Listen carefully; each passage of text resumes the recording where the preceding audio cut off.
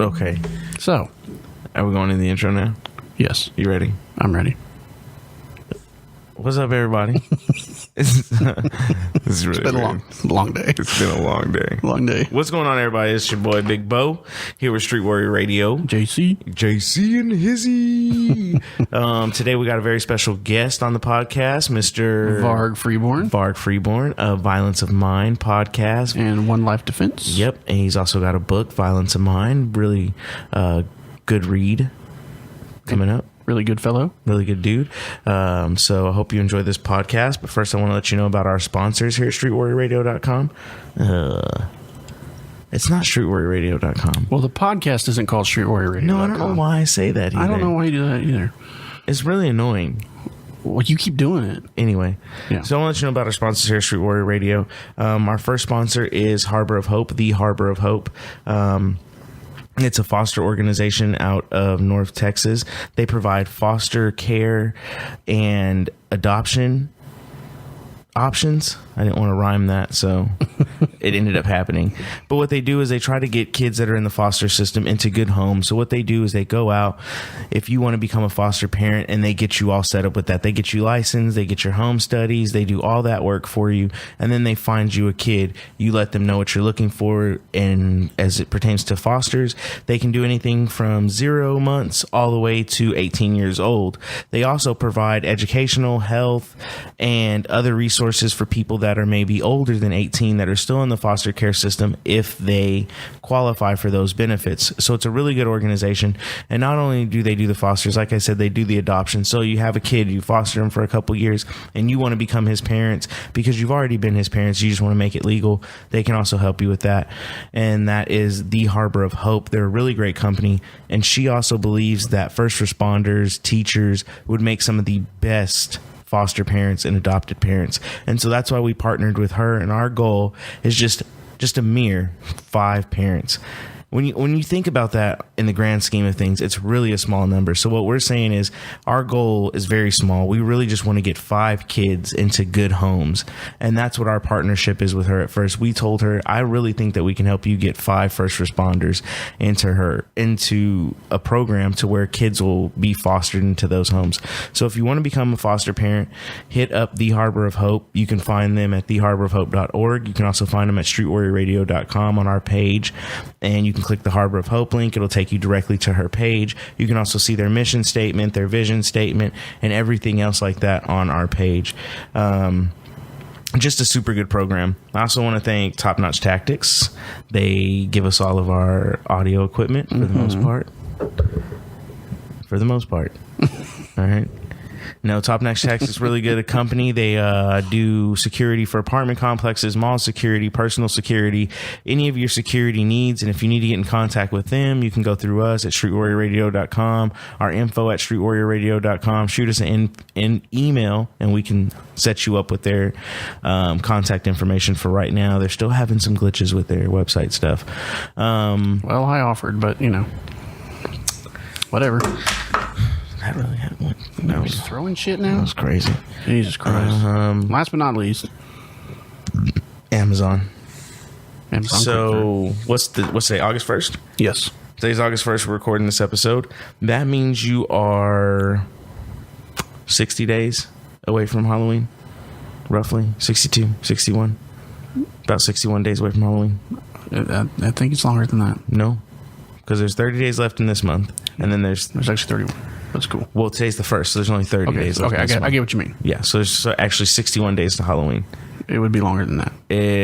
Nope. Yeah, because if you went to the rest of this month, it'd be 30 days from now, it'd be August 31st, then you start September, add another 30 days, that's October 1st. I'm not counting September as a month. So, it's not a real, okay, all right.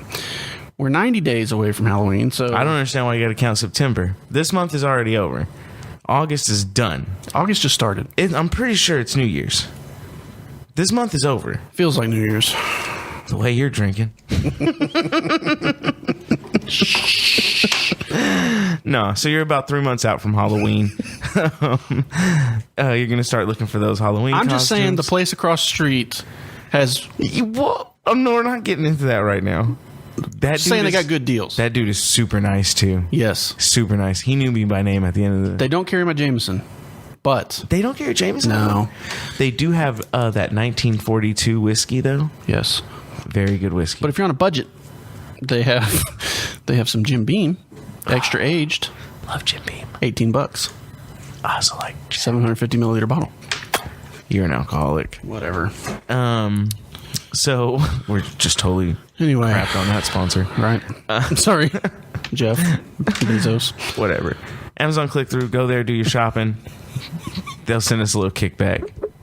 Amazon click-throughs on the website at streetwarriorradio.com. Money goes. Sponsors out. Sponsors out.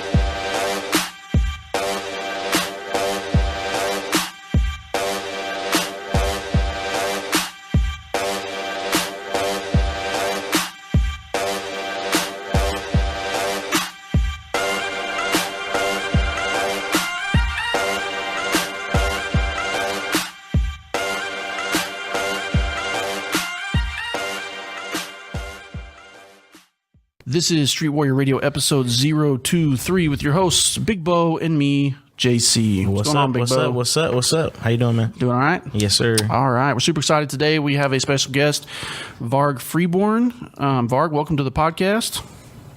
Yeah, thanks for having me on, guys. Absolutely. Yes, I've been looking forward to this. Been super excited about it.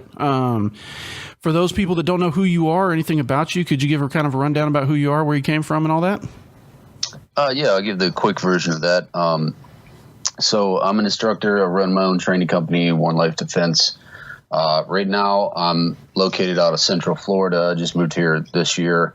Left Ohio behind and came down to the sunny state. So I do travel a lot. So I'm up in Ohio. I teach out at Alliance quite a bit and work with OTOA. I was up there this year.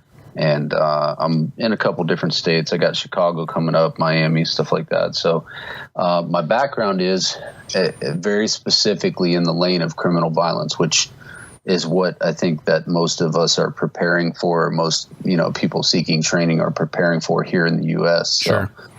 So, my own background is I grew up in the criminal element environment. Of no control of mine.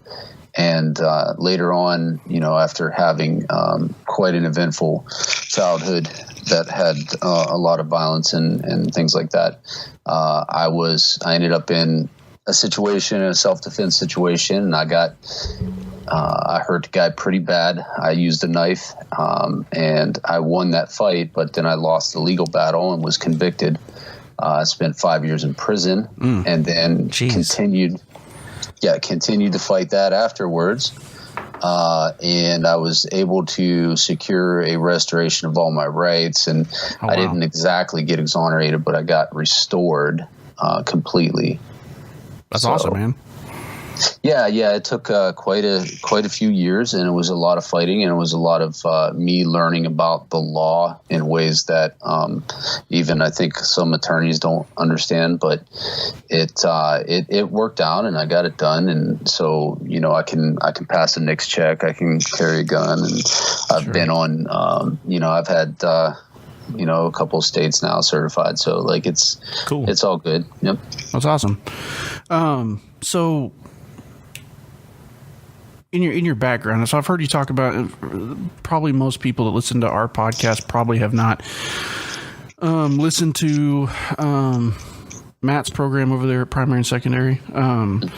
But you told the story of what had happened to you that led you to end up going to prison.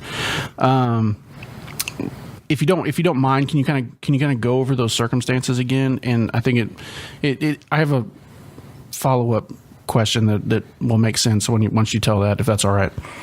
Yeah, that's fine. I can give a quick rundown of it. Sure. So basically, I was 17 when the incident started, and a guy who was much older and much bigger than me had, he got fixated on me over whatever. Probably started over a girl. That's where 90% of my problems have ever came from. So always, true. Yeah. So it escalated, and I turned 18, and this guy like basically destroyed my car. He, we got into a fight one night, and he was much bigger than me. I was back then I was like a 130-pound kid. Like, I was not a big dude at all. Yeah. I was notoriously violent, but I was not big. So if I had to like go head to head with somebody, I didn't do as well as if I hit them with a chunk of asphalt or a baseball bat or something. So at head-to-head fight, I didn't do well with this kid, and he didn't kick my ass real bad or nothing. But it was about 3 days later. He was with two friends. I was at a house with a bunch of other kids, and it was probably about 1:30 in the morning. And he came with two friends. This guy, and he was incredibly drunk, incredibly high. Dang. Just beyond rational thought. And he was coming there to find me, and he found me, and over the course of an hour, he's like going from at the beginning where he's like, hey, let's go take a ride and we're cool now, and all of a sudden we're cool now. And like, you ever been around drunk that's like talking absolute nonsense shit, and he totally believes that he's making sense and he's believable. Yes, that's me every Tuesday. Yeah. So this is exactly the state of mind this guy's in. He's like completely not even making sense and not believable. But in his mind, he's like, oh man, I'm gonna trick this dude into going in the car with me.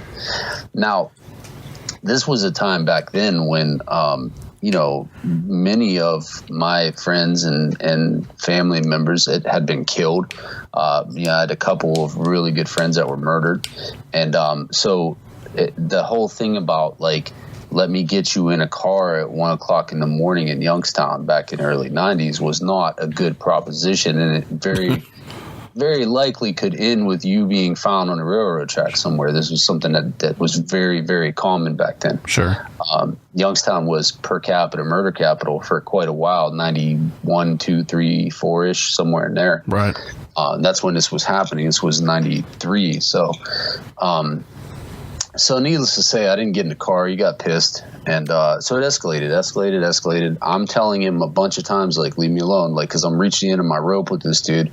And I'm thinking that, okay, like, I'm going to end this situation with you if you approach me, because I can see this is going bad. You got two friends with you. I don't really have any friends with me. I'm, like, around a bunch of people, but they're just, like, people having fun and shit. They're not really, like, with me. Yeah, have your back. So, yeah, nobody has my back. And this is the 90s. There's no cell phones. I didn't have a car. Right. Like this, you were on your own, man. Yeah. You know? Kids today don't know that. Yeah, they don't know that. No, like, that shit is being stranded on Gilligan's Island.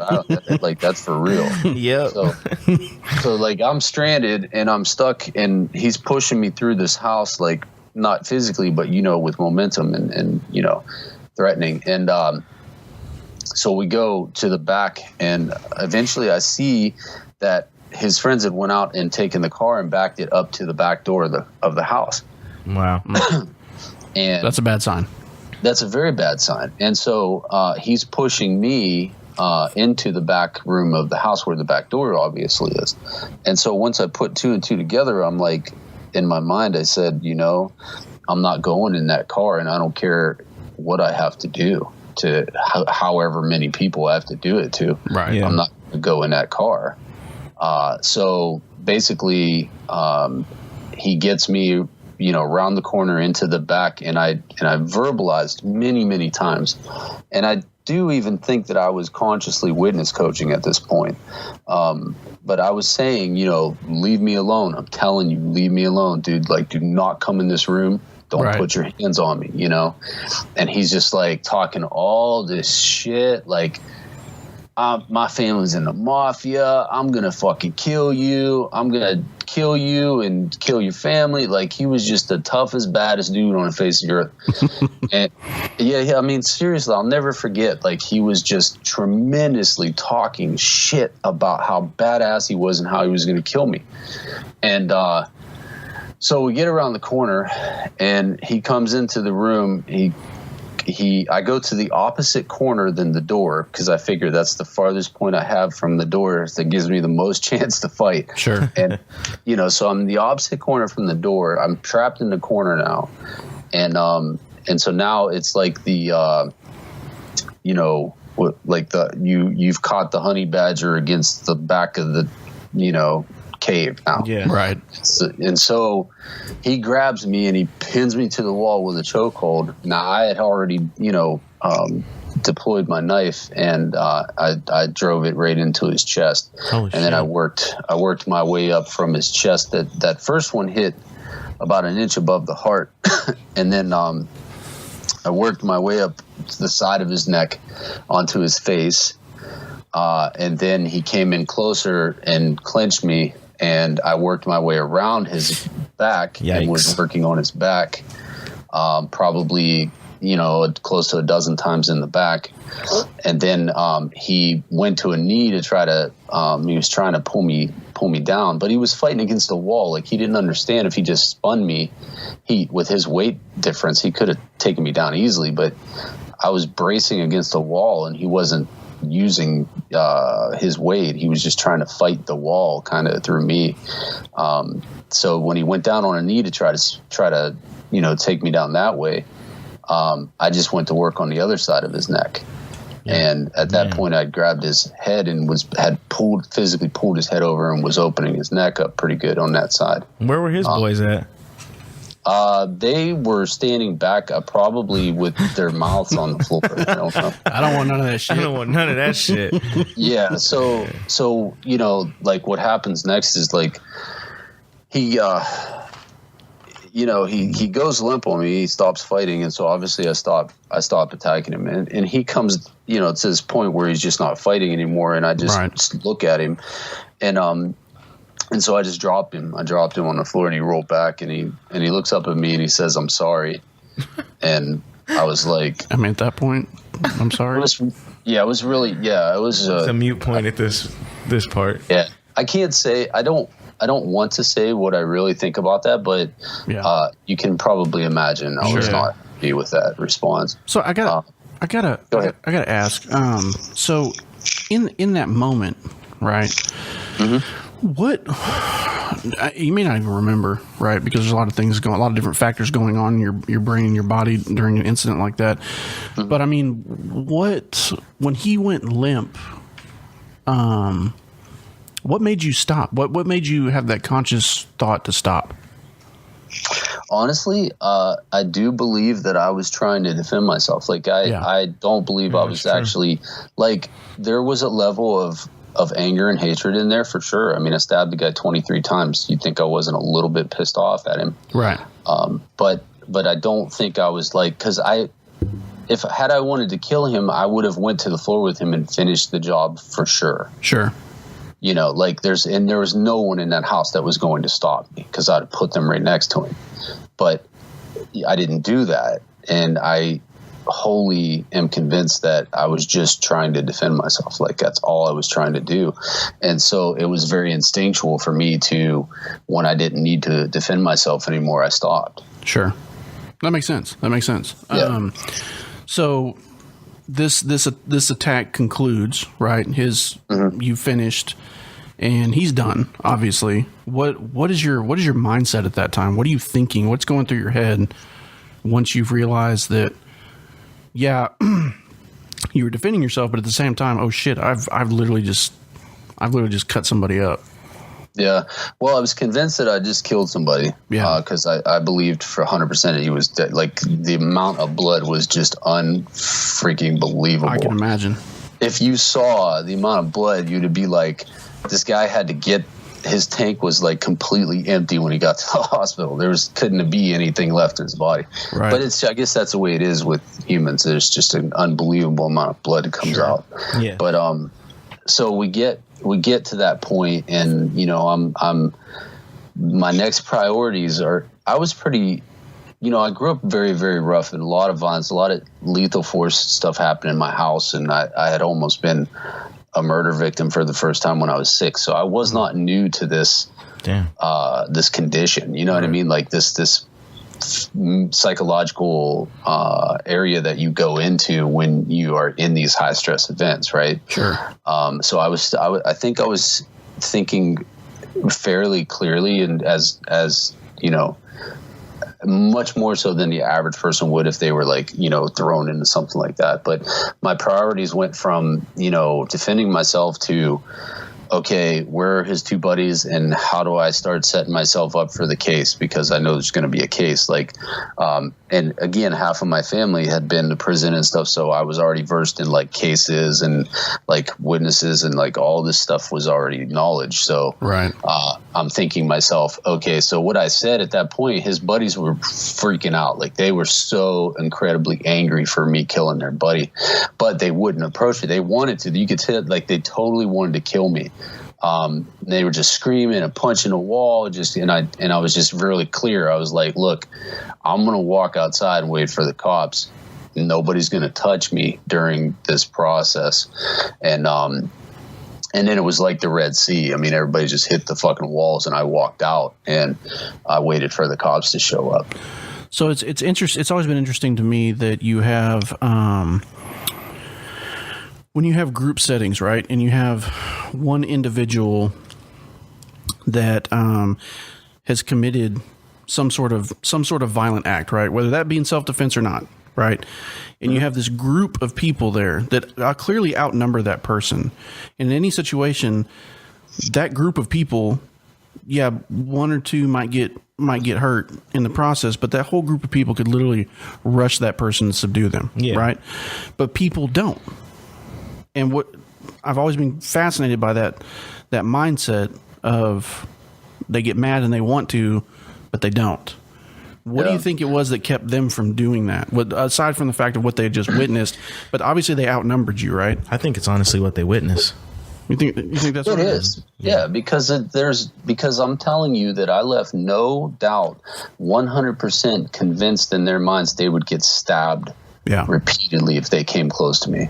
Yes, here's a guy that demonstrated that he will stab you repeatedly if you come close to him, 30 seconds ago, right? He said repeatedly. Yeah, there's no question what's going to happen if you come over here. So I think that's what and honestly, people. There was this recent video of that stabbing happening on the side of the street, and people are honking their horns and stuff. Everybody's like, why don't they just run up to him? I'm like, have you ever? Because now obviously I've been involved in several stabbings, and I've been stabbed a couple times, and with prison it was shankies. It's kind of a thing, and so. After having the experience I do with blades and edge weapons, I'm like, hey, if you guys had any experience with a person with an edge weapon, you just don't run up on a person. It's not that easy. Right. That shit is so incredibly hard to overcome. Sure. And I guess for my mindset, being on the job for 12 years and the violent encounters that I've had, both working in a large urban area such as Dallas versus a small suburban area like I'm at now, when I see something, I'm ready to take action, right? And I forget, a lot of the time that not everybody's like that. Yeah, not everybody's been conditioned like that. Not everybody is programmed to react like that. So. It's hard for me to remember sometimes that, obviously people see that stuff and they get scared and they don't want any part of it. Yeah, right? It's like the Mike Tyson saying, everybody's got a plan until they get punched in the face. That is absolutely true. You know what I mean? So, those 3 dudes were the toughest dudes in the room. If, they would have punched him and then he wouldn't have done anything, then, they would have just been jumping him. But once they see him carving somebody up like Thanksgiving turkey, it's a little bit different. Sure, absolutely. So let me just finish that real quick. Yeah, absolutely. So following that up, we go to court. He lived. Surprisingly, he lived. He had 23 holes in him. Internal artery lacerated on one side of the neck, the jugular lacerated on the other side of the neck, collapsed lung and pneumothorax. Jesus. And he lived. That's amazing, actually. Yeah, it is amazing. It's really, and a lot of people are like, oh, you had a shitty knife or you didn't hit vitals. Like, you had a shitty knife. Like, I hit a lot of really vital shit and the guy didn't die. So it's just, it is what it is, right? But so we get to court and he goes into court and he totally 100% admits that on record that he had premeditated the attack against me. The judge asked him to clarify this and he was like, yes, I absolutely planned on putting my hands on Freeborn. I was going to get him. I was planning this attack. I was figuring out when I was going to do it. Like, he totally laid out how he planned to attack me in court. And he also admitted in court to having drank whiskey and beer and smoked weed for 5 hours prior to coming to the place that night. So this, you would think that the case is looking pretty good, right? Like, yeah, sure. You're like, okay, this guy like totally premeditated this attack on me, and he just admitted it. He was completely intoxicated, but it didn't go that way. And a lot of it is, public perception about. I didn't have like a bunch of priors or stuff. Like, they like to speculate a whole bunch of shit, but I didn't have a bunch of violent priors and stuff. Like, there was no big things to consider. It was just basically that you just don't like stab somebody 23 times and people think you're cool. Like, it's just the public perception just doesn't get it. Right? Do you think it would have made a difference if he'd beat you to a pulp and you shot him? Yeah. Oh, yeah. Because definitely my attorney even told me, he was like, listen, you would have been so much better off if you would have shot this dude. And that was the beginning of my education about, the public perception of knives versus guns. And then, I've done a lot of research since then that backs up, those things that I learned firsthand. But the thing about shooting somebody is it's very socially acceptable. I mean, we actually issue a license to people so that they can shoot other people, right? Like, that's what a concealed handgun license is for. It gives you the opportunity and the right to carry a gun in case you have to shoot another human being. So you actually but there's no license issued so you can go around and stab people, right? So and also, like, the knife, you have to create so much damage usually to stop a human being that it's hard to explain that amount of damage, because you're obviously a butcher or a psycho if you stab somebody 15, 20, 30 times. Right. Yeah. So that's what worked against me. And the other thing that worked against me too was I only had about $8,000 or $9,000 that I could drum together. And in this society, that doesn't get you a jury trial or anything like that. That gets you a plea bargain, and that's the best you're going to get. Right. Damn. So what was it about your upbringing that prepared you for that ability to defend yourself in that particular situation? So like I said, I mean, I grew up in a very violent environment. My mother was 16 when she had me, single teenage mom. And I had like 7 or 8 aunts and uncles. And all of them were drug dealers, drug addicts, criminals of some sort. And so I basically grew up in a drug house, where, selling of drugs and things like that were taking place. A lot of my family were also 1%ers. I won't say which groups, but they rode with several of the very, very large groups. And so I grew up around that. And there was a lot of violence. I mean, my Uncle Kenny was murdered in his home. They beat him in his home. Then they took him out and executed him in an orchard. They shot him in the head 3 times with a .38 in the orchard. And then my best friend Patrick, growing up, he was found in the lake, the local lake, with a bullet in his head. And so it was just stuff like that. It was like very, very common. But things like that happened. There was a stabbing attack in my house when I was 6. I won't, like, it's on other recorded things. You guys can go listen. But like, that was very traumatic. But it also was there was a glorification of violence in my home, so you grew up with this thing about, the most, like, it's like the Viking sagas, right? Like, I want them to sing songs of my, violent conquests after I'm gone, right? Right. So you want to be like more violent than the previous generation. And so it was kind of like that. It was kind of, my family was very, they were very well known for being violent and crazy. And, it was that kind of stuff, you know? So it brings me to this question. So given the environmental factors growing up, right, and the violence that you witnessed and that you were a part of, and then having been in this incident, and then regardless, you still get a conviction, right?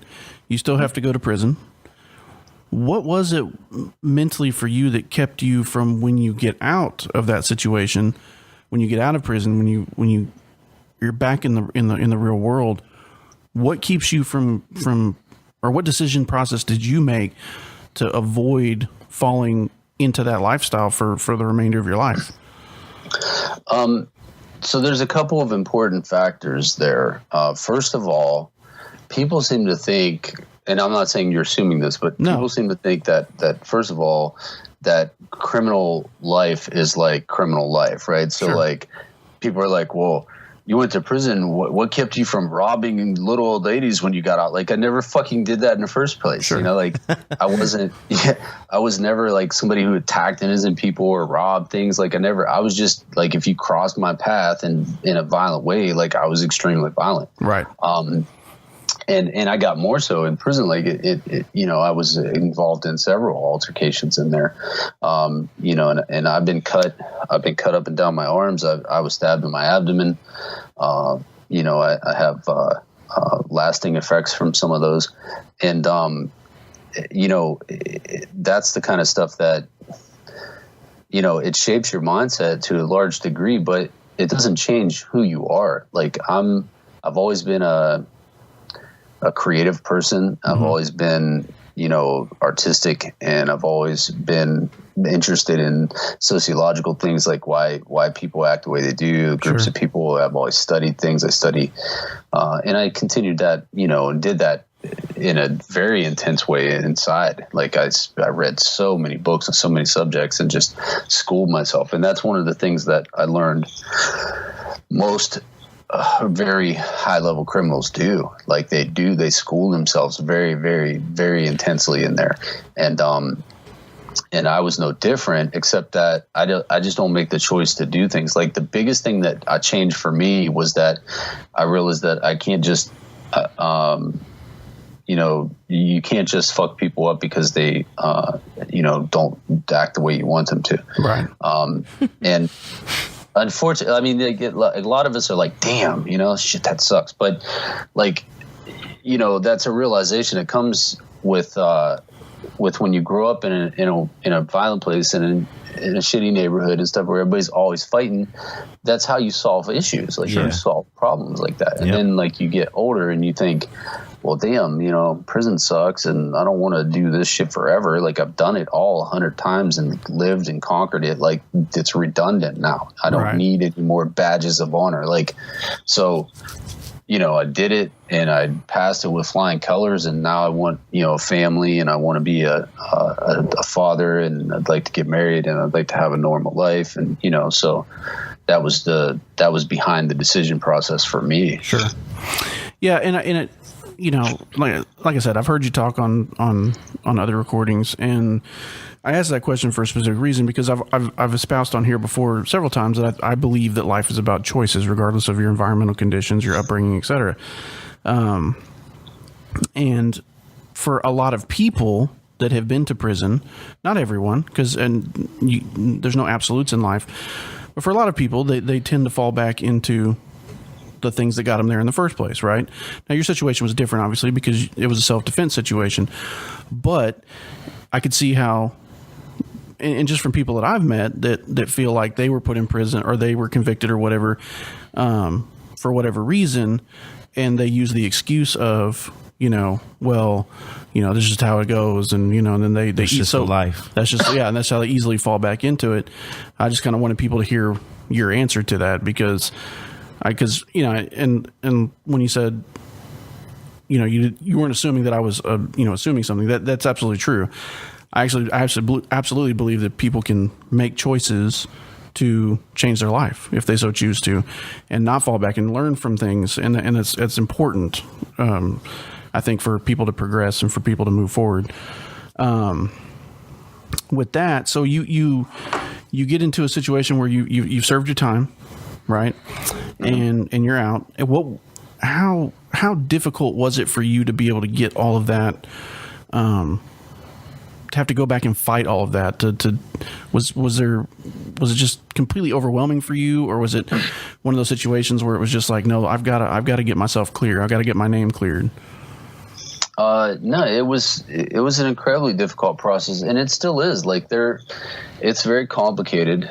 And even though I've got, a full restoration, there are some states that still, refuse to honor it. There's still some gray areas there for me.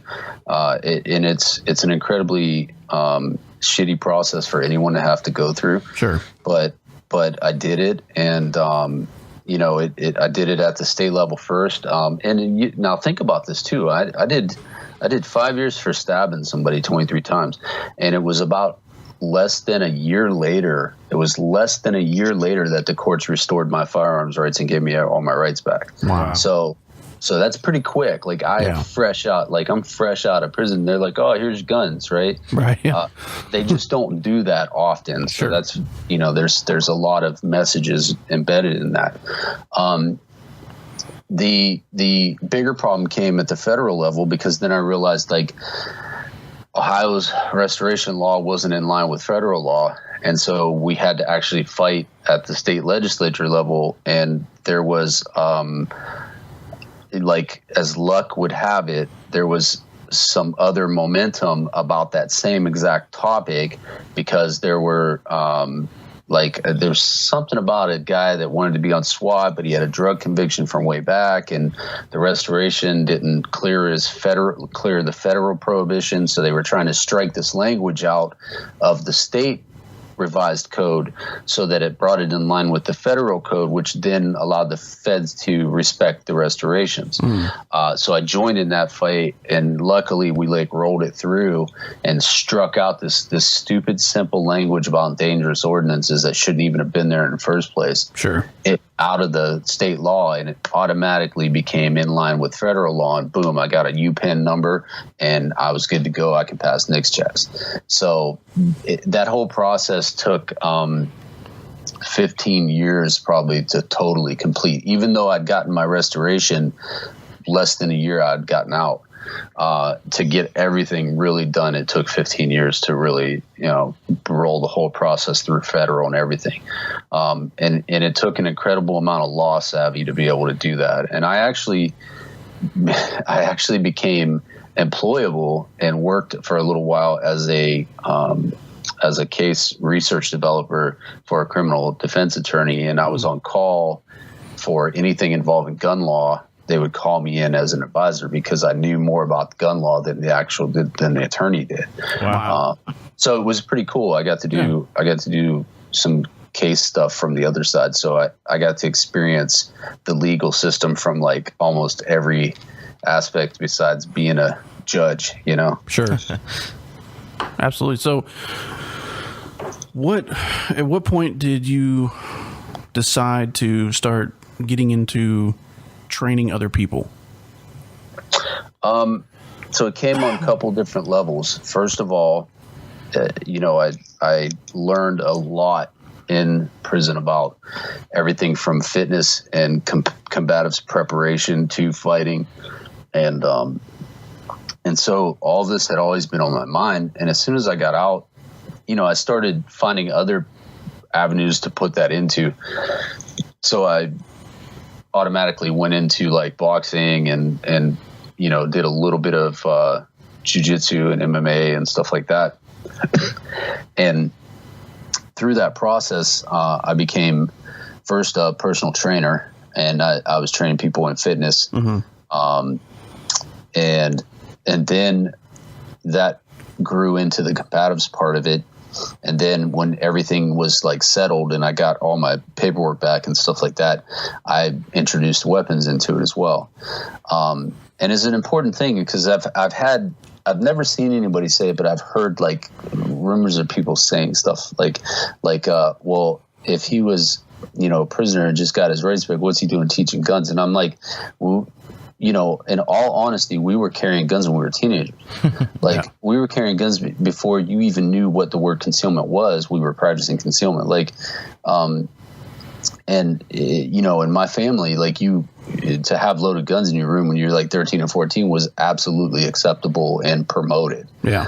And so all the weapons thing, like fighting in close with weapons, like a lot of the stuff that I see going on that promoted me getting into, spurred me on to get into the training world, because I see a lot of stuff being taught that's just bullshit. And I'm not being a prick about it, but I'm just saying, look, I've been in a lot of close fights with weapons, and I'm telling you that if you put that stuff under the right boiler, it's not going to cook out. Like it's going to be, it's going to fail you. And so when I started seeing all these gaps in this information, and plus too about the legal stuff, because when I came into the training world, it was still kind of like the cowboy. It was either the FUD cowboy attitude, or it was like it was the era of the tactical trainers with, plate carriers and shit, and they're running around doing nothing on the square range. And when I seen all this going on, I'm like, listen, man, this is all kinds of messed up, and we really need to get some realistic perspective in here. And so I'm going to bring some of it myself and just try to pass on some of this information that I know firsthand from this world that you're training for.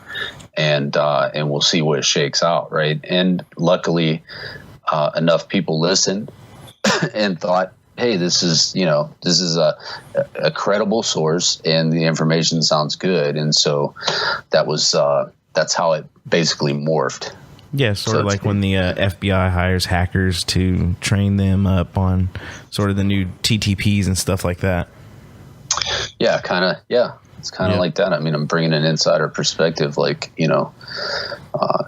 it's the close. I really deal with pistol work and close fighting stuff the most, and concealment work. Concealment I take very seriously.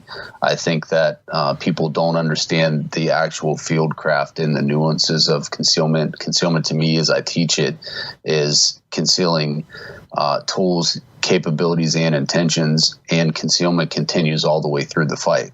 And those are two concepts that people just don't get initially, because they think concealment is the pistol is hidden under my shirt, and once that comes out, concealment's done and we're fighting. But if do you guys do jiu-jitsu or anything like that? No, I have a minor background in judo, but that's it. And Big Bo's got combatives. Army combatives, but that's about it. So if you've done any type of hand-to-hand combat stuff, especially judo, jiu-jitsu, stuff like that, you know that if you're, just to give you a quick example, if the guy shifts his hips or shifts his center of gravity on you, you know he's positioning for something. And then you learn this eventually, oh shit, when he shifts, I need to shift because I need to get out of the position he just put me in. Yeah, I learned that the hard way, actually, on the street. Yeah. Yeah, exactly. Yeah. So the trick then is to, how can the person that's going to move, or you being the person that's going to make the move, how can you shift into position without alerting that person to that? And then you start to understand there are ways to do that. There are ways to, create pockets and slide into those pockets before the person's awareness catches it, or do the move fluidly while you're sliding into the pocket. That's all concealment work. And that's when it gets really nuanced. And if we bring that into the gun world and into civilian criminal violence fighting, I'm telling you that it's only bringing you up to the level of the really highly evolved criminals. You're not there, And I know that the average person you run across on the streets, the dumbass is going to throw a haymaker and all that shit. But there are some guys out there that can fight at a very high level, and they're very, very highly developed. Oh, yeah. And concealment is probably the absolute number one tool that they use, and they use it very, very well. Yeah. Yeah. Well, I have a question for you. So you said, like, when you were in jail and you were locked up, that you started thinking about the training company and that you were training yourself. Was like, were you self-taught while you were locked up, or were you getting with other people who knew these skills and training with them, or what was it that, what was your training like? Oh, it's an absolute training camp. It is 100% a training camp. And so back now, it's changed a lot now from what I gather. But I was fortunate enough to be back in the Wild West days when it was like still like real.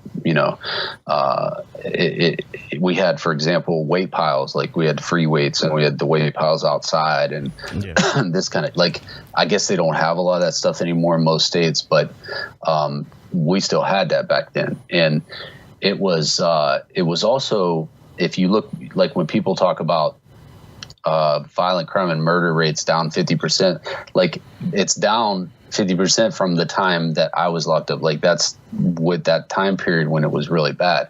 And those guys from the late 80s to the early 90s all got locked up and were in during the mid 90s, the time when I was in mid to late 90s. They were all locked up from that very violent time in the streets that we had, that violent crime peak. And so you had this like massive collection of very experienced violent people. And there are some very highly accomplished people in very different disciplines in there. So I worked with a kid who was a pro boxer, and we worked, pretty intensely for a while. I worked with guys that were incredible bodybuilders, but bodybuilders with a different, in there, the motivation is survival and being able to fight rather than looking cool and picking up chicks. Right. So the work is very, very different, has a very different attitude, a very different work ethic. So the bodybuilding aspect, the fitness aspect, these are guys that have been doing this stuff and experimenting and teaching people for 30 years sometimes. Wow. And there's, boxers, martial, like it was crazy amount of knowledge in there. And so when you get close to that, it's training camp. Like you're trading information, you're teaching them something, they're teaching you something. And if you're valuable enough, then you can get paid, or, you're protected, or like, it's pretty crazy, but knowledge is really power in there. That's amazing. I mean, the only time I've ever heard it explained like that is in the movie Blow, where he says he went in with a bachelor's of marijuana and came out with a doctorate in cocaine. It's almost the same thing. So I imagine a lot of the physical training, though, inside is very endurance based, right?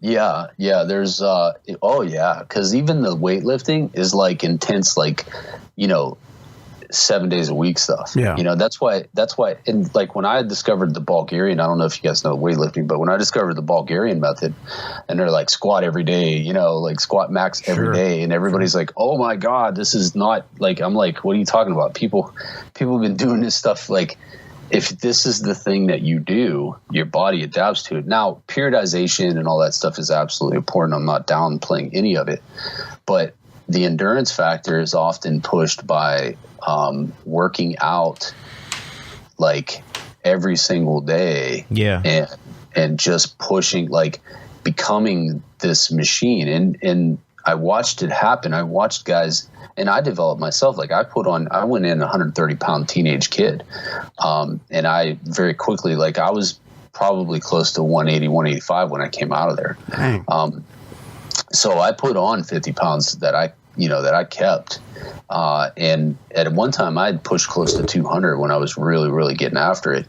And it was never a thing where I was not athletic. Like you're very, and rather than saying it's endurance based, I'd say that it's pushed towards athleticism.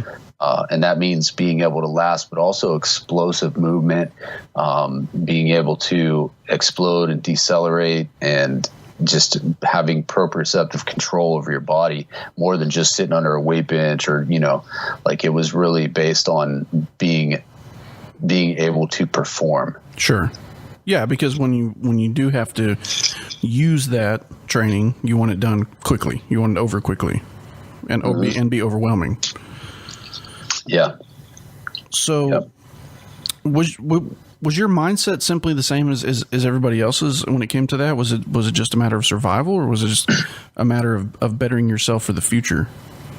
It's both. For me, it was both, and I think for a lot of guys, it's both. You'll see even the worst of the worst guys. Like, I'll never forget, there's some crazy ass people in prison, shockingly, right? Right, sure. And some of these guys were just absolute nut jobs, man. Like, I was thinking to myself, like, if I ever seen you, like, out on the street and you were, like, coming at me, like, I'm definitely going to shoot you. Sure. Dudes that are just, like, huge, massive, and absolute batshit crazy. And they would even have, like, positive goals. Like, they'd be like, I remember one guy that had, like, no teeth, and he had all these horrible, like, third grade tattoos. And the dude was gigantic, and all he kept talking about was when he got out, he was going to be like Mr. Ohio or something. Like, and I'm like, that's probably not likely going to happen, but I'm not going to tell this dude. Like, you can think whatever you want, because you're like 10 times bigger than me, and I don't feel like stabbing you. So, like, that's, but people tend to have positive goals and mixed in with the survival anyway, because I don't think that, just having the negative motivation is enough. I think that a lot of people try to have some kind of positive goals, even the worst people there are. That's funny. Mr. Ohio. That's a good one. So so let's talk about One Life Defense. When did you start the company? What was kind of the birth of that for you? The company technically, it really started in 2011. I think it technically, like, became official 2013. And before that, I was training just on the side, right? So I was training people in several different states. I lived in several different states. And then I started really focusing that effort in 2011. I had started another company before that. So I had a company back in 2005-ish, I think, is when I started that one. And that was like elite training, that, because your first one, you always name it elite, I guess. Of course, yeah, you have to. Yeah. But so that one was interesting, and I sold it to, I ended up having 4 trainers working for me there, and I sold it to my top trainer, and I moved to West Palm Beach, Florida for a while, and then to Tennessee, and I trained a couple different places. So then when I started bringing this idea back around to having a company again, I was really starting to focus on the concealed carry world, because in 2011, I started to really take a look at it, and that, you think that back then, 7, 8, 10 years ago, training wasn't available everywhere. Like now today, a civilian can go in basically almost any state, especially in the summer, any state you can find like a top quality trainer. Mm-hmm. Oh yeah. Class going on somewhere. Like that shit was not like that 10 years ago. Not at all. It was not available. Like the people don't, like these younger dudes getting into it now, they don't understand this shit was not around back then, and this is fairly new. Even really. Personal training. I mean, you can do personal training online now, custom meal plans, custom workouts, all that shit. $39 on Instagram. Some guy calling you, FaceTiming you every week. I mean, 10 years ago when I was in the military, it was like, do you know a personal trainer? But really? Can you get me his number? It wasn't that way. No, none of it was. Like it was just not available, especially the tactical or firearms level stuff. And so when I saw the popularity of concealed carry happening, what really upset me was that I had fought for this right really, like I'd fought really hard to get the right to be able to defend myself and own firearms. Sure.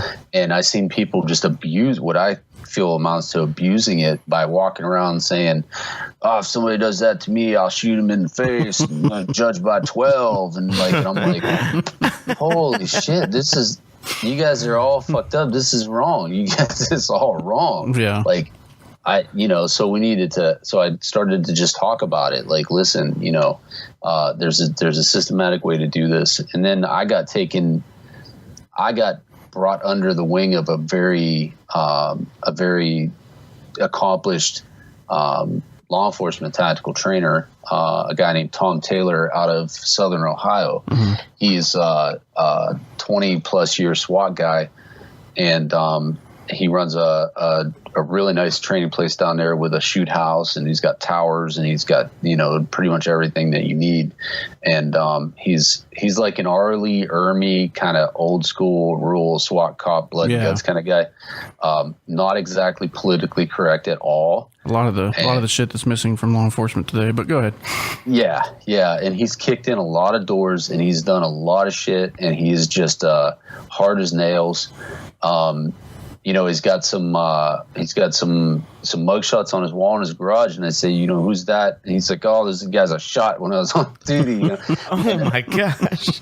So and he's pretty proud of that wall too. Right. So but he took me under his wing, and he really he said, you want to do the firearms thing? He's like, I'm going to tell you how to I'm going to show you how to deal with these assholes with their guns, and that's really, I spent a lot of time with him. And then I got my firearms company going a lot more hardcore. And then I got pulled into the industry with Chappie and those guys at Raven. And then I got pulled in with the guys at Alliance. And basically, I just became embedded in it. And I was fortunate enough, this is really, really interesting. I was fortunate through my work and through the associations that I made to become invited to closed law enforcement only training. And so I've been to breaching school. I've done ballistic thermal, I've been to I'm certified through Alliance up to full team CQB instructor. I've done, the CQB operations courses several times. I've got hundreds and hundreds of hours in the shoot house with at the team level. I'm going to be at LE Special Operations protective detail training this coming month here. That's awesome. I've got invited to all this stuff and been brought into the circle to bring my own training to such a level that the perspective I bring, and it's not that I'm ever going to go out and teach CQB teams, right? But it gives me this opportunity to see the thinking processes and how the orientation changes and how people approach making mistakes and getting past the points where they're getting hung up. When you see it happen at a very high level like that, it's much easier to go back to the beginning and say, hey, listen, there's a decision-making process that you need to start thinking about now. Even though you're just getting started, you need to think about this decision-making process now, because that's actually what's going to matter. Right. You might think your 1 second draw is going to save you, but I'm going to tell you it's going to be your decision-making process, right? Sure. Yeah. You know what I mean? And that's easier to say once you've gotten to a point where you've worked this stuff at such an intense level that you come back to the beginner level with people and you're like, okay, I'm going to prepare you for what's going to come down the road much better than if you'd never saw that. Right. Sure. And it made things make sense to me. For the shape system CQB, which I teach for home defense for civilians. But it's essentially the same shape thing that they would use for teams and stuff like that. Right.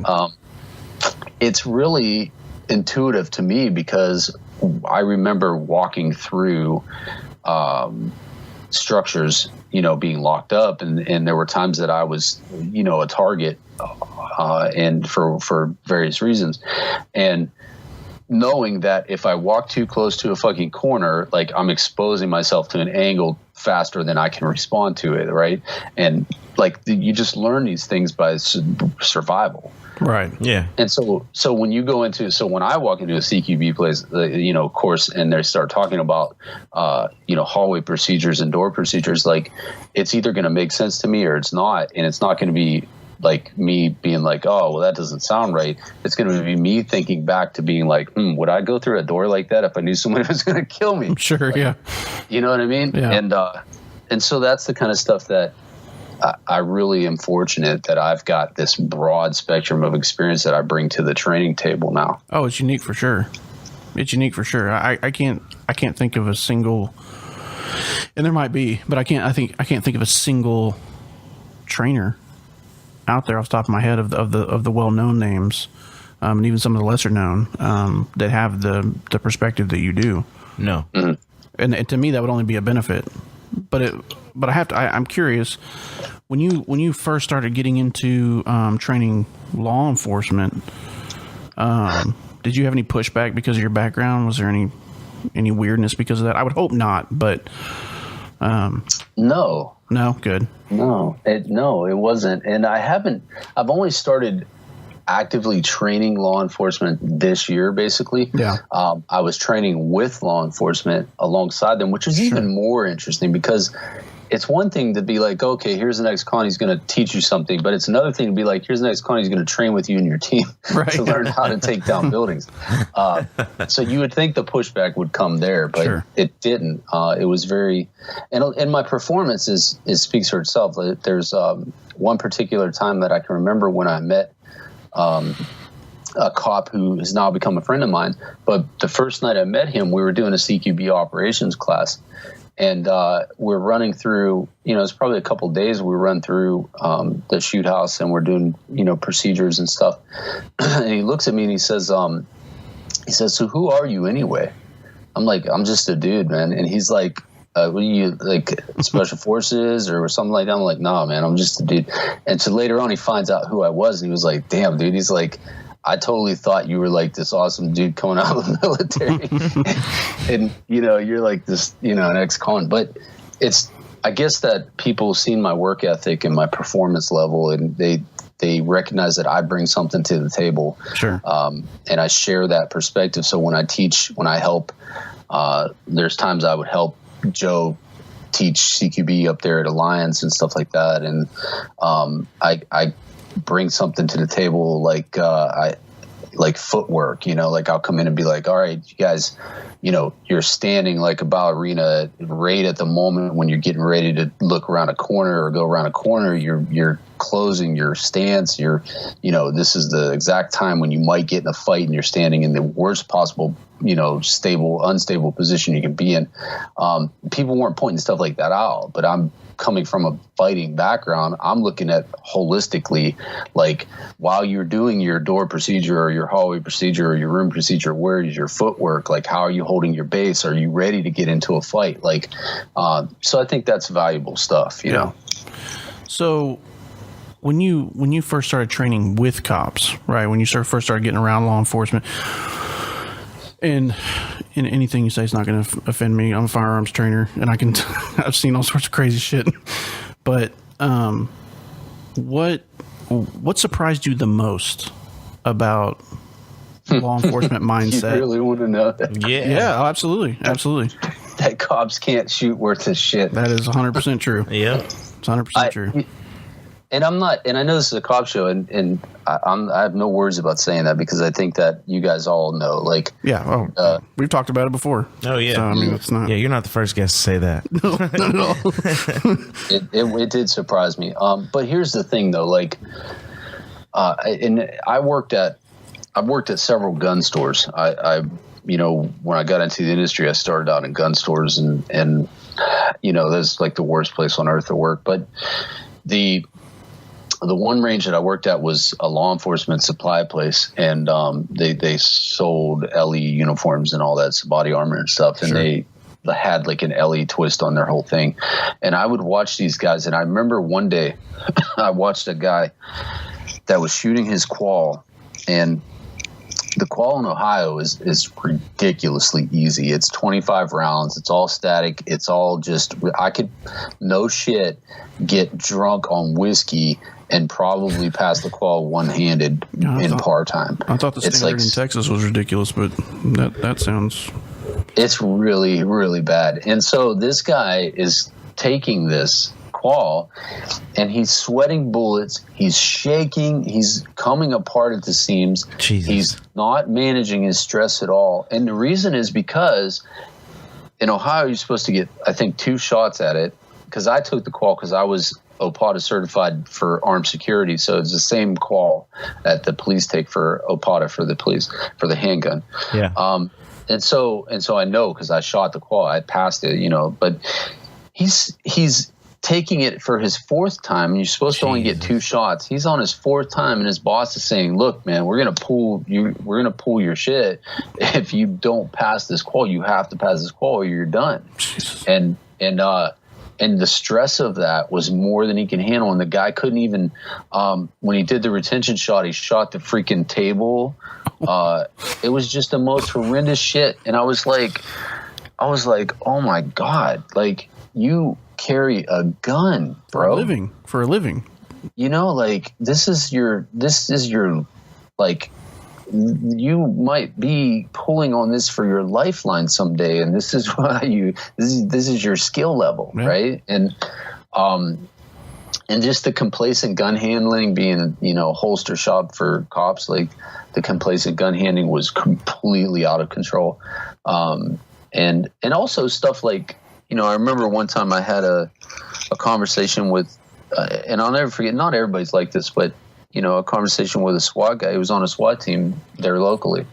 And he come in and they sent him to me. They're like, "Hey, he's having a rifle sling problem. Can you help him out?" And I'm like, "Sure." He's like, "Hey, we went down and we took this class with top of these Navy SEALs, and I was having a problem transitioning with my sling." And so he shows it to me, and he's got like a $600 Bushmaster with that toy airsoft sling that they ship them with. Jesus. And I'm like, bro, like you can't use this as a real sling. Like, they weren't serious when they sent this to you as a sling. They weren't serious. Yeah, you have to get a sling like that's actually designed for this. And so we got to set him up and stuff. And he's on the SWAT, like, and so when you learn, like, hey, there's an information gap, right? Sure. And I don't want to talk. I'm not talking shit about the guy or anyone else, but I'm just identifying, hey, there's an information gap. And, now you've got like guys that, all the guys at Alliance and guys like Chappie and Spears and Wire that are doing, at Pressburg, that are doing massive amounts of work out there. Blowers, Aaron Cowan, all these great guys that are law enforcement are coming from military to law enforcement and just trying to raise that information standard up and bring these guys up to par, and I think it's changing now. Yeah, and I think most people think that cops are like Tackleberry, like just every one of them's a gun nut. Every one of them goes to the range every day. They shoot their gun, and it's almost the complete opposite. Yeah, it is for most cops. I think. For most cops, the only time they pull that gun out of the holster is when they qualify. Yeah, which is sad. Real sad, considering the fact that at any time that decision might have to be made. And I've seen it. I've seen an officer involved shooting where a lack of discipline, a lack of tactics led to innocent people getting hurt. Yeah. So it's a shame. So what was the evolution of you getting involved with the guys over at primary and secondary? So basically, I met them. I did some work with Raven. I worked for Raven Concealment for I think almost 3 years. But and I started working with Matt Landfair at primary and secondary through that job, and became really good friends with Matt. And Matt and I to this day are really good friends. I think Matt's a really great guy. I know some people hate him, but he's like the most trustworthy guy that I've met in the industry, hands down. And I think he's got really good ethics, and he's got a really strong base of principles. So That's how I came to work with him. Well, it's the whole. And I talked about who was that? I can't remember. I think it might have been Jedi that I talked to us about. But for some people, the way that the information may come across with primary and secondary can rub people the wrong way, I guess, maybe, depending on how sensitive they are. Just because you have a lot of strong personalities and you have a lot of alpha personalities, especially with Chuck Pressburg and Bill Blowers, and we love Bill Blowers here. He's an awesome dude. So yeah, I can see how people might not like. But see, I found a way to solve that, right? Sure. It's called don't be sensitive. That's not as easy for some people. Yeah. Some people like to be butthurt, so it just is what it is. So people don't like to hear the truth, because when they hear the truth, they have to admit to their own faults, and that's an issue, right? I think we've all been through that, but so beyond the firearms training, beyond the tactical training, you also focus on violent mindsets, and which I like, because I think it helps people understand the action behind what they're having to defend themselves from. So can you talk about your book a little bit, and kind of how that came about, how you even got involved in writing a book, or what that process was about? Yeah, sure. So I do focus on mindset, and I think all of my classes have a heavy psychological aspect to them, and sometimes people have a hard time with that. Sure. And I push people into areas that they're unfamiliar with on purpose, because the way that I break down fighting is there's two components basically that you need to develop if you want to be a fighter. And one is your orientation and your other is your conditioning. Mm-hmm. Orientation is the building blocks of your mindset. And so orientation is what you bring to the fight. It's how your decisions are made. Right. It's through your orientation. Your orientation is your cultural inputs, your foundational beliefs, the things that the parameters that you live under, whether they be external like laws, use of force policies, and internal. All of that is built, into this decision-making tree that is your orientation to violence or whatever. Right. And so I think that, this is me reverse engineering. How did I become so professionally good at violence? Because I don't view violence the way that most people do. I'm very matter of fact about it. And the fact that I've stabbed a couple of people and things like that, I don't get excited about thinking about that. And when I teach people, that and to get them into these psychological situations in classes, and then to get worked up. And I'm like, listen, it's just like making a milkshake, right? Like I've heard other guys say stuff like that. Or it's just like doing a job, right? You got a job to do. You got to get this job done. Like get your mind focused on getting the job done. Mm-hmm. And you can't just teach people with sayings like that. You have to take them down a longer road if they're really, really interested in being good. Like if you're a professional or you're a cop, you're doing high risk door kicks or violent fugitive recovery work.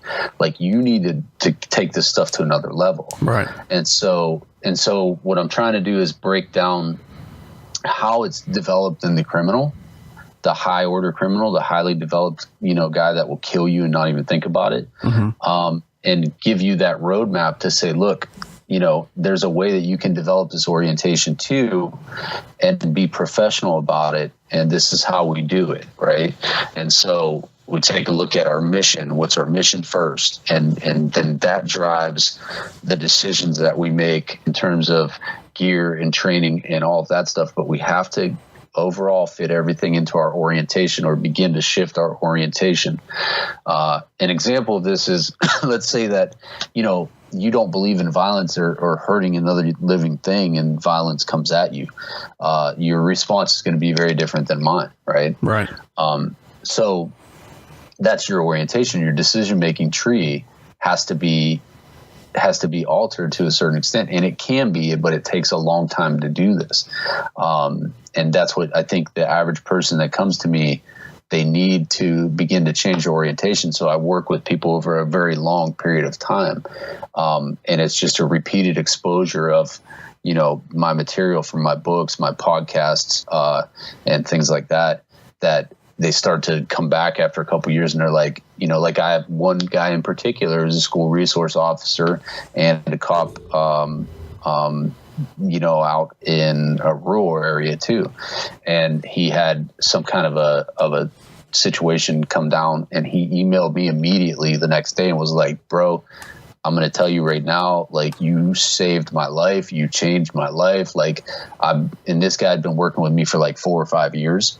And he was like, from the day I met you till now, like, there was no way I could have done the things I did if you wouldn't have made me think about the things you started me thinking about 5 years ago. That's great.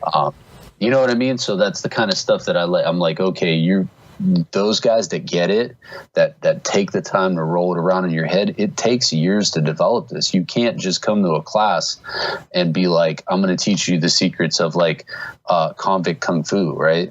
I think some people expect that. And Sure. like, you're like, listen, no, the sucky news today is that this is going to take years. Yeah. And you're not going to be any tougher when you leave today than you came. I can make you feel like that, and you can put money in my bank account, but that's not the guy that I am. Sure. And that's why I'm not high profile and rich.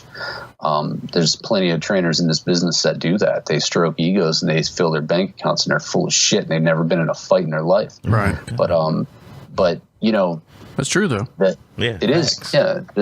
And the orientation part is the mindset is, to me, if I think back to the fights I've been in, the decision-making process for me started to really slow down. Like, when I got to prison, I started to realize like what the stakes really were then, because now I'm like, you're cut off from anybody that would be like your real backup. You're completely on your own. If you die, you die. Right.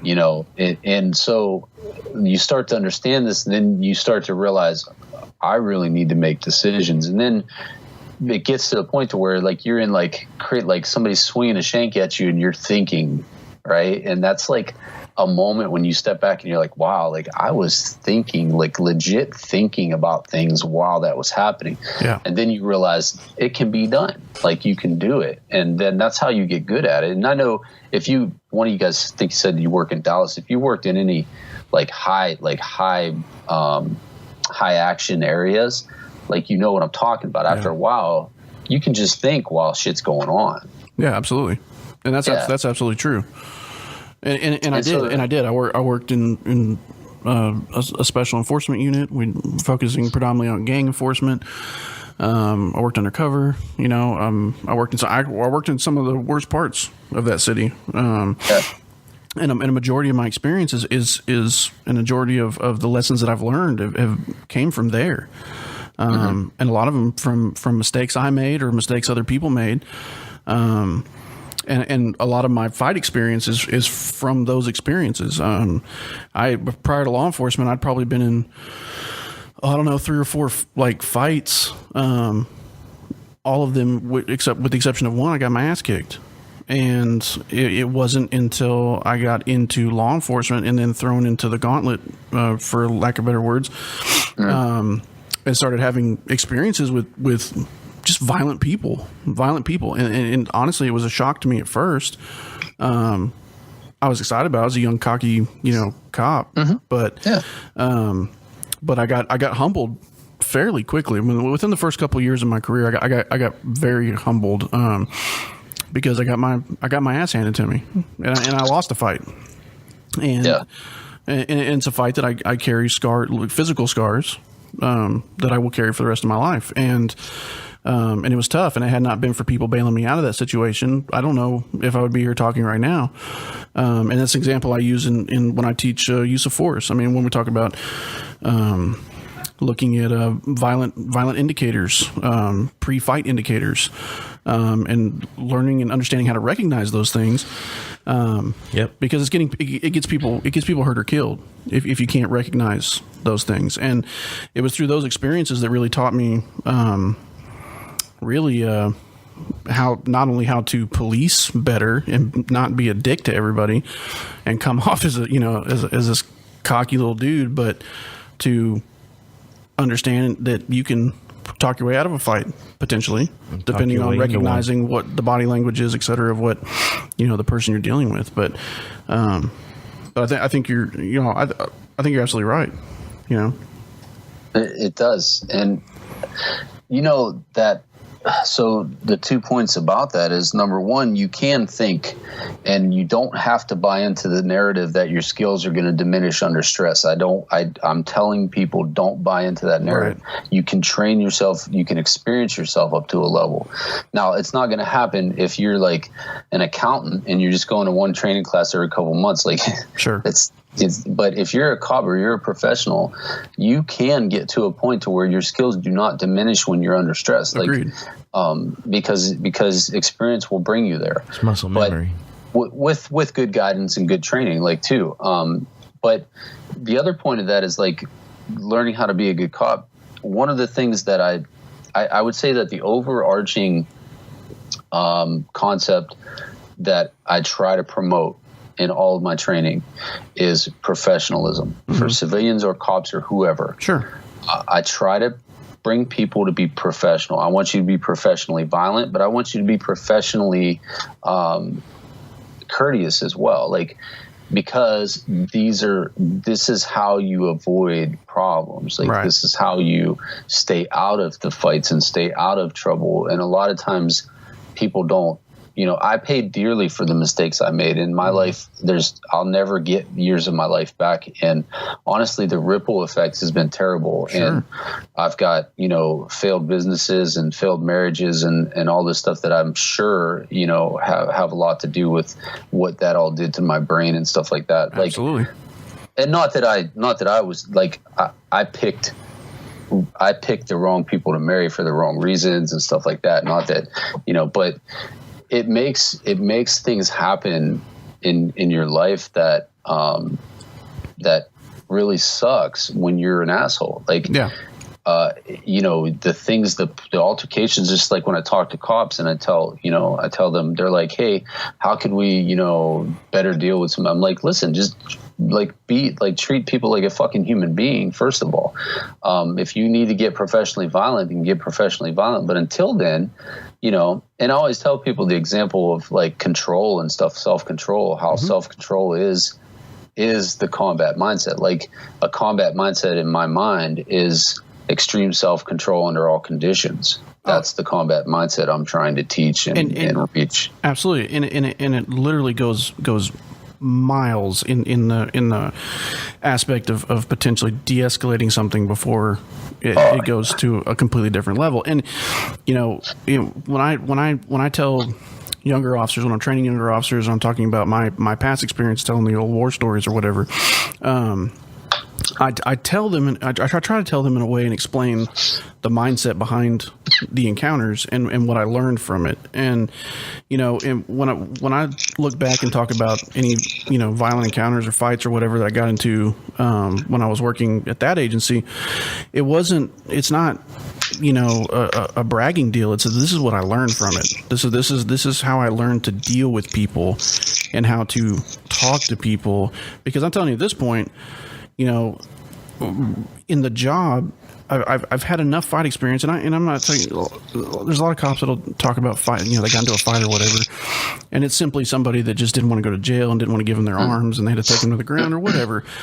When I talk about mine, they're legitimate knockdown, drag out. I mean, punches were thrown, all sorts of stuff, and I look at those encounters, and it's made me not want to fight. Right. Back when I first started, I wanted to jump into it and chase bad guys and get in car chases and get in fights and all that kind of stuff. But as you get into enough of those things and you start getting older and you start learning from those things, you start realizing, what? If I can talk my way out of this, that's what I'm going to do. For sure. Because it's so you're risking everything every time you do it. Everything, especially in today's environment, especially in today's law enforcement work environment, because the actions, and I don't think a lot of younger cops realize this, and there's some older cops I've met that don't realize this either, but every action you take, every decision you make could end up on the news. And they have far-reaching consequences, right? But even if that happens, if you did everything right, if you did everything you could, if you worked your way through the problem, but it still ended up being a situation where you had to employ violence on somebody, at least you have that. Despite, because it's always going to look bad, no matter what. Mm-hmm. It's always going to look bad in the court of public opinion, always. And you want to be able to have all your ducks in a row. And that comes down to knowledge. It really comes down to your cognitive skills. It comes down to being able to understand how to perform the job, understand your laws, understand your code of criminal procedure, whatever it is in your state, coming down to understand your skill level and trying to assess the other person's skill level based on their physical. Of course, you can't always predict that, but and then being able to employ the proper amount of force depending on what the situation dictates. And I think for several people, citizens included, although I think citizens may have an easier time in the court of public opinions, as it were, when it comes to perception on that, as opposed to the microscope we're under. But, it's one of those things where, going back to talking about being able to think through the process, well, I learned to think through the process by experiencing and by learning the hard way a few times. And you can absolutely, you're absolutely right. Your skills cannot or will not diminish under a high stress situation if you train yourself to do that. And it's one of the things that, prompted me to take outside training and learn to be better. I think you have to. I mean, I think you have to. It's absolutely important. The decisions we make in this job and the decision you can make as a private citizen in employing force have such far-reaching effects beyond yourself. And I think that's something that's important to consider, for sure. But, yeah, that's what brought about me writing the book in the first place is because these are like really in-depth concepts, and I was doing a morning lecture and a lunch lecture in all my firearms classes, all my classes, and people were constantly, like, repeatedly commenting and saying the lunch lecture was completely worth the drive and the money. Like, you should do a lecture, just a lecture. And so I started doing that. I started just doing lectures on the mindset stuff because obviously people wanted it. And it became evident that it was something that is direly needed in this business. And sure. So I wrote the book. I sat down and I decided to write the book. And I basically, was going through some own transitions in my life at the time too. So I basically divorced my wife, left my house, quit my corporate job, and decided to write a book all in the same couple of months. Wow, so it's a busy couple of months right there. Very busy schedule. Yeah, yeah. But it led up to a great year. It really was. The year that I wrote the book was really good. It was some of my slimmest months ever, but I was putting my life's work into onto paper, and it was such a cool process to feel like, okay, I'm going to take what I think about training in violence and put it out into the world, and we'll see what kind of reception I get. And it's been super positive. The book's still hovering in the top 3 in the martial arts category on Amazon, but it rode the number 1 spot for 3 months. It's been such a great reception, and I've had so many people that, from cops to military guys, and everybody's just writing me all the time telling me that it's paradigm shifting, and it's helped them. They're passing it on to their unit or to new recruits, and right. And so it's been really cool to see that go out there, because I don't emphasize the things, and this is what's unfortunate about the training business. There are people that focus on fast draws and shooting fast, they're going to make 10 times as much money as I'll ever make. Right. Because it's sexy. It's sexy and cool. Yeah, exactly.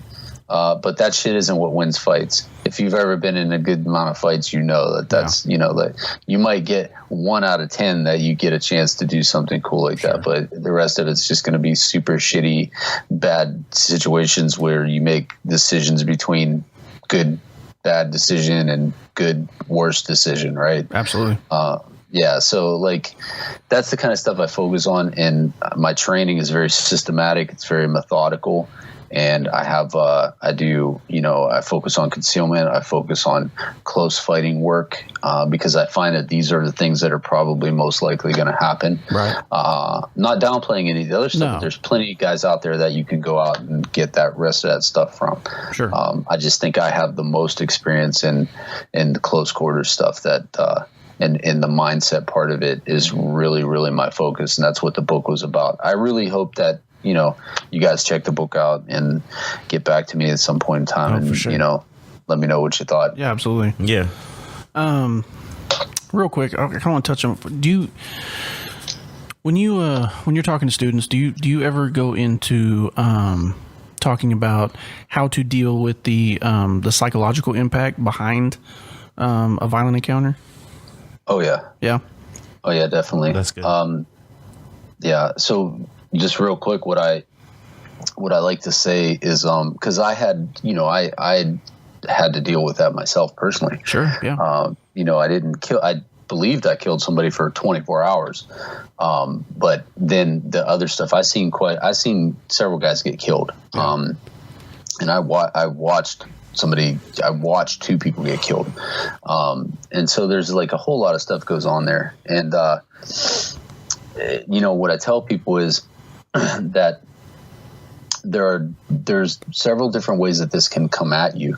And one of the, from my own personal experience, one of the things that can happen is you can be completely okay with what happened. Let's say during your waking hours, you're like, that guy was a piece of shit. It came down to me or him, and I don't feel bad at all about what happened. I'm 100% good with taking that guy out of the picture. Right. But yet that shit will creep into the back of your mind in some back door and attack you in some way that you're not ready for. Sure.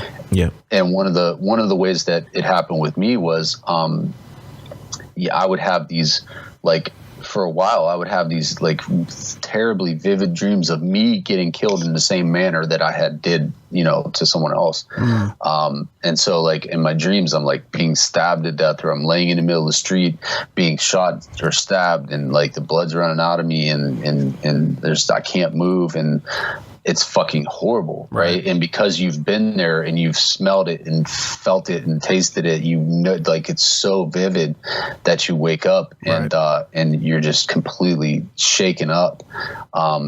And so I think that one of the things that I teach people early on is that, listen, if you take someone out, it's going to introduce you to your own mortality in a way that you're not aware of right now. Right.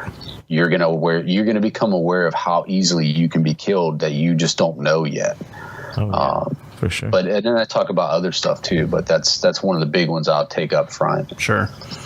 Yeah. And it's interesting how the mind works when it comes to that, because, I've never killed anybody. I can say I've come close a couple times. But I've never had to do it, but I have seen people that I've seen people die. I've seen people that have been freshly killed. And then all the sights and sounds and smells that come with that.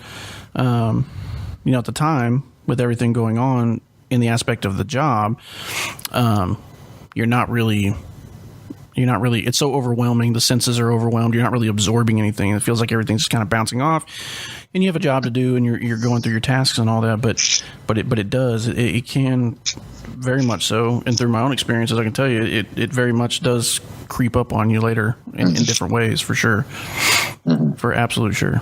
Yeah. And that's, and the whole mindset thing, I think, is super important. I try to do the same thing with my trainees. I try to spend time talking about how to deal with those things and how to process those things. Because regardless of your working environment in the law enforcement aspect, whether that be a small town or a big city, you're going to come across that stuff at some point. Yeah. You know, and not everybody's prepared to deal with it. And case in point, I recently had a trainee that couldn't handle it. The person that was literally torn in half by a vehicle, and they couldn't do it. And it's interesting how people react to that. He had an immediate reaction to it versus what I normally see, which is that kind of creeps up later through dreams or through behavioral changes or whatever. But I think that's an aspect of training, though, that a lot of people don't touch on is what the psychological portion of it is. Would you agree? Yes. Yeah. Yes. And I think that more the problem is there's not a lot of people that are capable of teaching it. Yeah. Yeah. Yeah, I think a lot of you have to have had some sort of experience with it to be able to provide valid points on any training like that. Yeah, you have to have, what I call that fifth category of a conscious competence, which is the retroactive articulation. Right.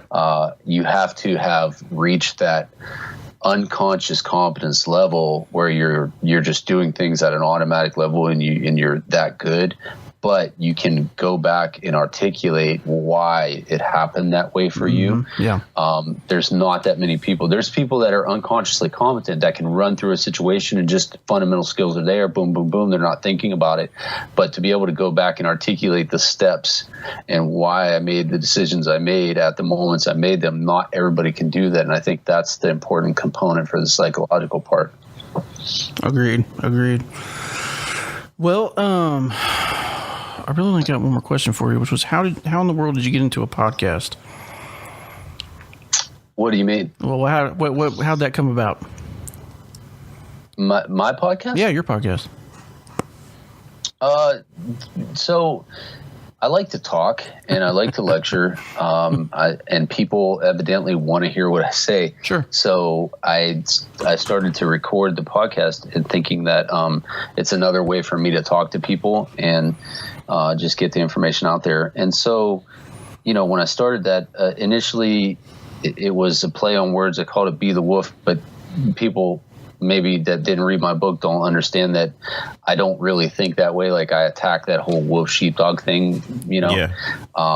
So now, it's basically, it's just something that I do that it gives me the opportunity to say, hey, what would you guys like to hear about this week? And then people that listen to me are like, hey, talk about, awareness or de-escalation or whatever then I'll just go and talk about what they want to hear. And it's, it's just cool. I enjoy doing it. And, I like podcasting. I think it's, if you could get paid for podcasting, like that's like a sweet job, man. Yeah, right. Yeah, no kidding. Yes. No kidding.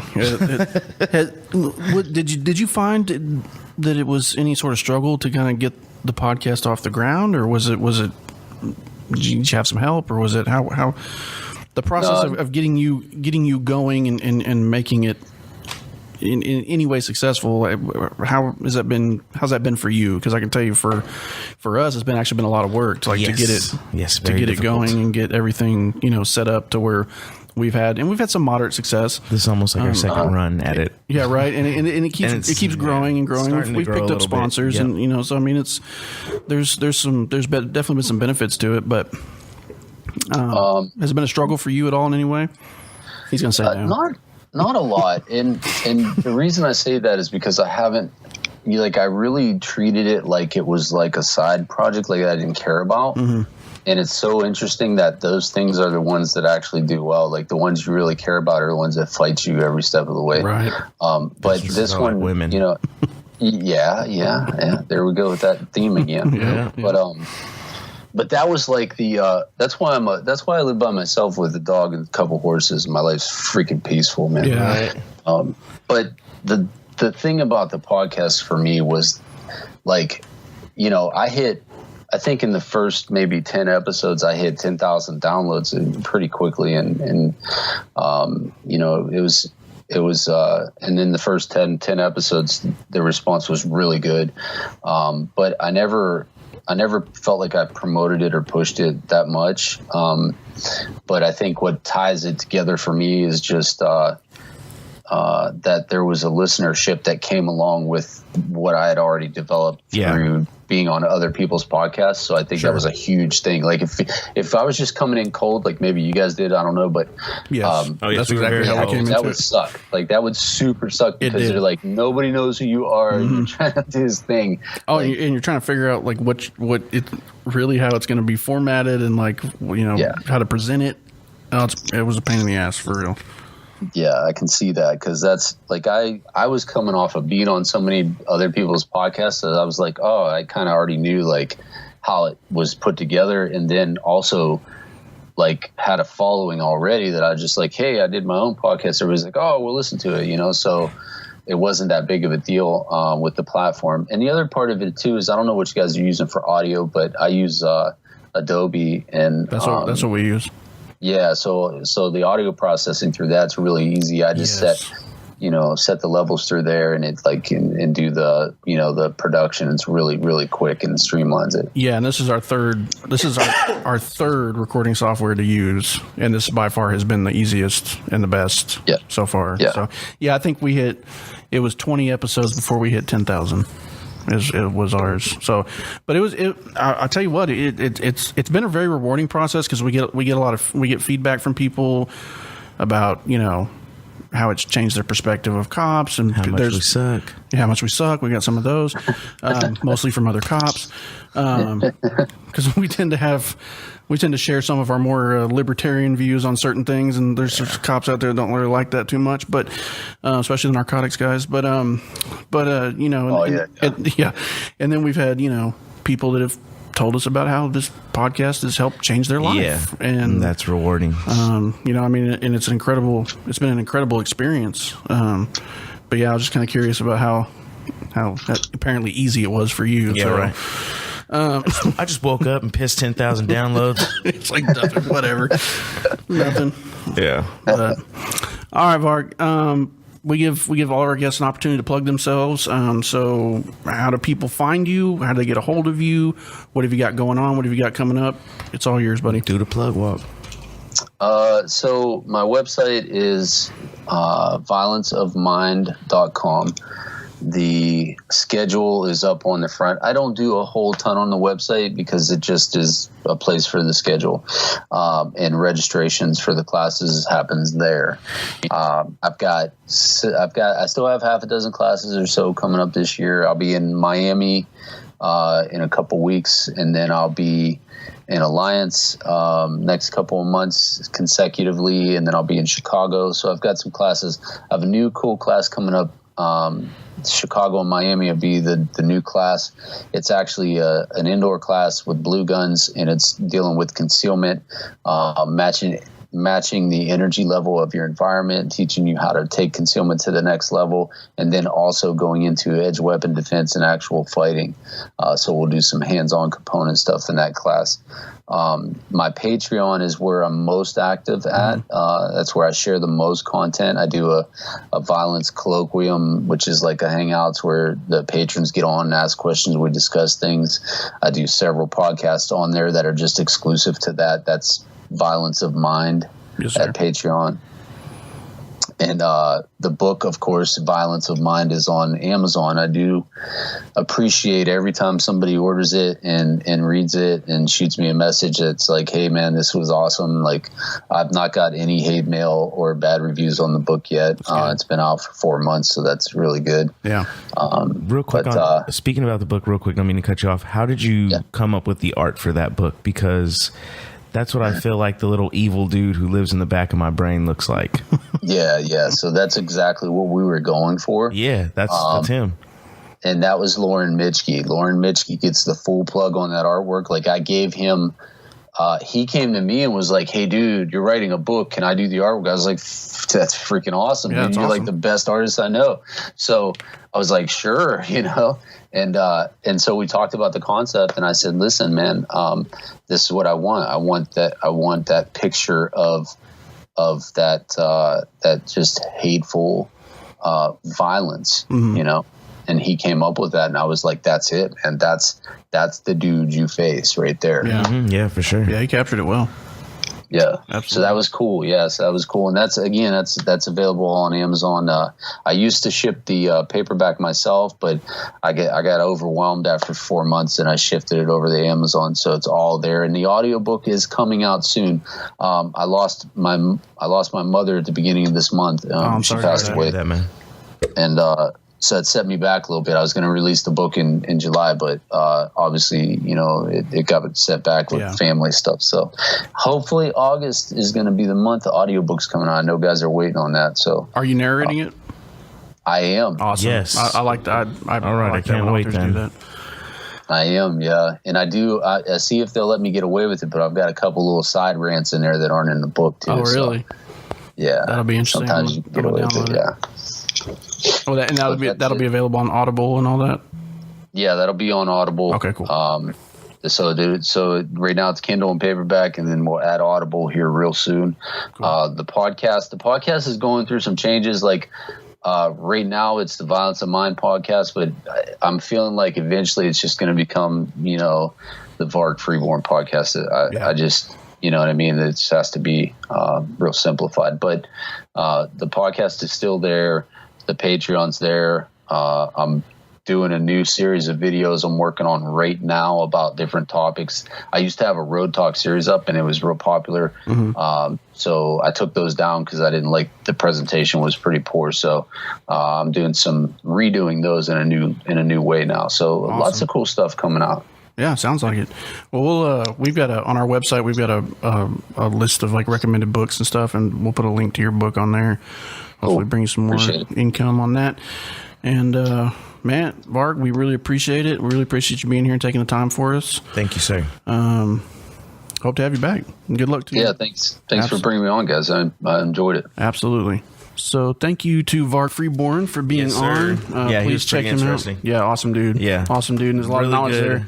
I like that outlook he had on. It's just different. Like I said, I equate it to the FBI hiring a hacker. It's really good to see the criminal mindset of that. And like you can't even say criminal mindset because he's not even a criminal. He's not anymore. a criminal. But he understands it because he's somebody that was in that lifestyle. Mm-hmm. You know what I mean? So it's really, really cool. I definitely like that outlook on it. I'd like to talk to him kind of off air about just because of my gang background about he ain't no snitch. Yeah, right. He ain't no snitch. All right, some private conversations. Yeah, ain't no snitch. No, he's a really cool dude though. I appreciate him coming on. Thank you, Mr. Freeborn. Check out his Violence of Mind book. Yeah, I'm gonna be listening to that when he reads it to me. Yeah, no, yeah, right. I can't read. Audiobooks are where it's at. Yeah, where it's at. Yeah.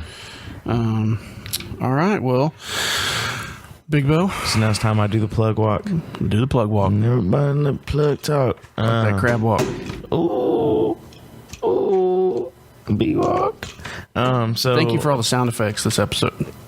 You're welcome. All the messing with stuff and I can't stay still, people. It's not my fault. I need to start bringing like a fidget spinner or something. Yes. Or a fidget cube. Yes. I have some of those. So you can find us on Instagram at Street Warrior Radio. You can find us on Facebook at Street Warrior Radio. Twitter is STRT, the word warrior, RDIO. Yes, sir. Actually, or you can just search Street Warrior Radio. We're actually doing pretty good on Instagram. I don't know what you're doing on Facebook and Twitter, but Instagram is blowing up. I haven't really done. We're almost at 500 followers. I haven't done shit on Twitter, to be honest with you. Oh, you're totally lacking. Twitter's a great tool. It's really not. I'm about to download Snapchat for us. You can put us on the Snapchat. I'm gonna put us on the Chaps of Snats. Everybody keeps doing that. Seems to be successful. It's very successful. Maybe that's how we'll get big. Don't forget you can find the podcast on iTunes, Stitcher, Spreaker, Google Play, Spotify. You can hear the audio on YouTube, soon to be the visual.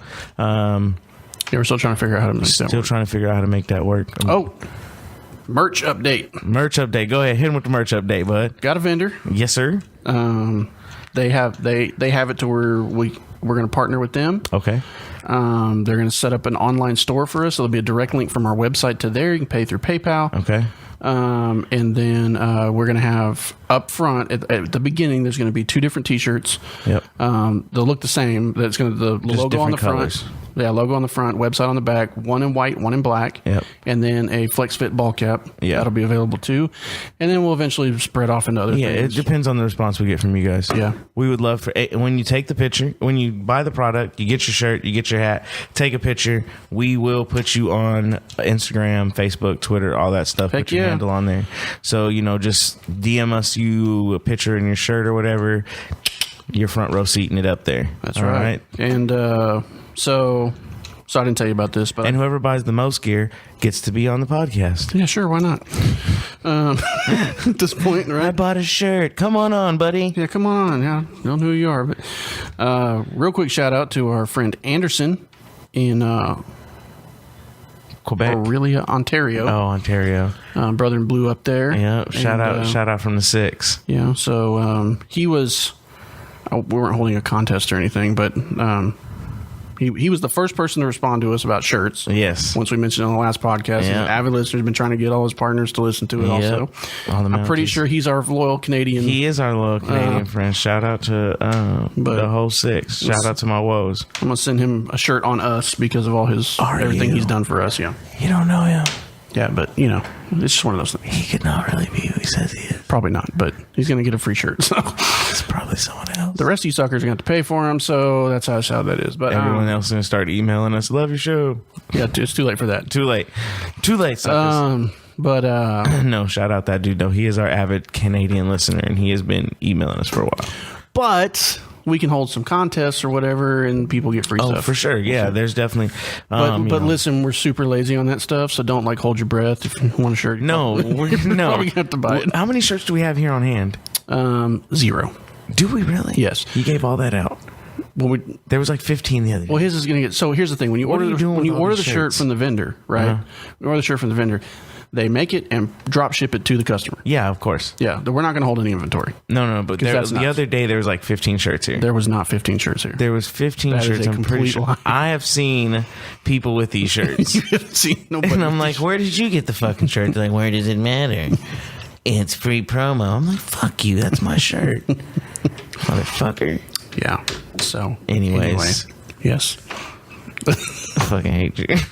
So yes, make sure you're sharing, liking, subscribing, following us, letting your friends know, tagging your friends in our posts, and we will get some shirts. We will get one of each color of the shirts and a ball cap, and we will be giving those away, and that will be in August. Book it. Wow. Book it. Wow. Book it. Wow. Now. Towards the end of August, though. No, definitely 15th. Yeah, it's been. You had to bring that up. Definitely the 15th of August. I'm sorry, Jamie Steiner. Oh, God. Yeah. Yes, sir. You got anything else? No, man, that's it. All right. I'm exhausted. You look exhausted. Dude, I'm so tired. I feel like I have not slept in 2 weeks. And I don't think I have. Probably not. And I had a really weird dream earlier when I was taking a nap. Oh, God. What was it? It's just a really weird dream. Not one you want to publicize? No, I'm not going to publicize my dreams here. Are you sure? It's not that kind of show. Yeah. I did have a dream that I was abducted by an alien. And that there was this thing. I'm not going to talk about this. Anyway. All right. Well, with that, I want to give special thanks to our men and women in uniform out there. Police, fire, paramedics, military, all that good stuff. Thank you for everything you do. Thank you for keeping us safe, both overseas and here at home. To the families of all of our military and first responders, thank you for what you do and the sacrifices that you make, the support you give. And to all the other people out there, you make the sacrifice worth it. You make the service worth it. We appreciate you. We appreciate all our fans. And with that, Street Warrior Radio is out of service. Peace out.